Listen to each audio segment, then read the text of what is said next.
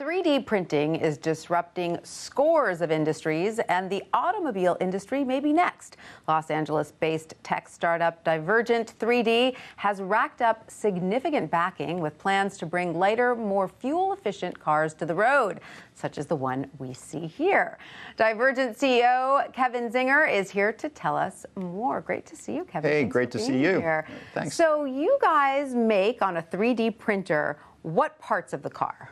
So the overall structure of the car, the part of the car that you attach all of the components to, the body, and gives the safety and performance of the car, that is 3D metal printed. And how does that work? I know we're looking at a video of it. Right. It's 3D, it's metal that comes out of the 3D printer? Exactly. Imagine you're replacing that huge, expensive, polluting factory with a design that you send to a machine that doesn't care which design you're sending it, and then with lasers and different metallic powders, depending on how you build the chassis, then builds those parts up layer by layer, as complex or as simple as you want. Incredible. And then do you have to shape it once it comes out, or it comes out fully ready to go? No, the shape is optimized. The shapes look very much like nature, because nature optimizes material and energy, and then they're like super complex, customized Lego blocks that fit together. Incredible. Now, at this point, you don't have plans to make the entire car from a 3D printer, do you?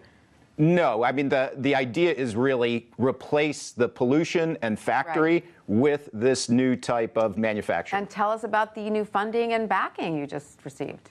Yes, so we raised a Series A, $23 million, that are going to allow us to scale up. We entered into a partnership with PSA Group, Peugeot, which is one of the big global auto manufacturers, to work with them, in particular their CEO, Carlos Tavares, to build real mass vehicles using this technology. Incredible. And what are the advantages of using this technology? The advantages are it's much faster to design and build a car. It is much cheaper and more profitable. Instead of the huge amount of money that, say, your Toyota or Tesla you have to put into a factory, instead you're simply taking data, sending it to a machine that doesn't care what the design is, and printing it and assembling it. And that replaces that big factory. So that's much more profitable. Replaces a lot of people, too, a lot of manual labor, correct?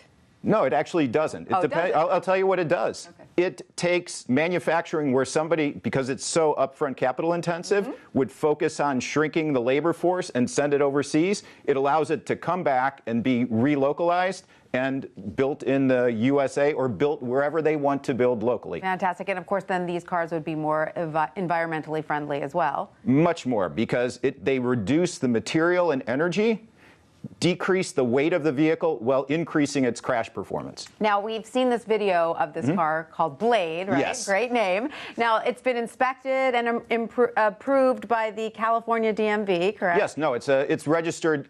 I mean, that car itself is a technology demonstrator. It's a prototype. Yeah, the cars that we would build for, say, a Peugeot or another major auto company look like very standard cars, but they use this process for manufacture. Have federal regulators weighed in yet on it?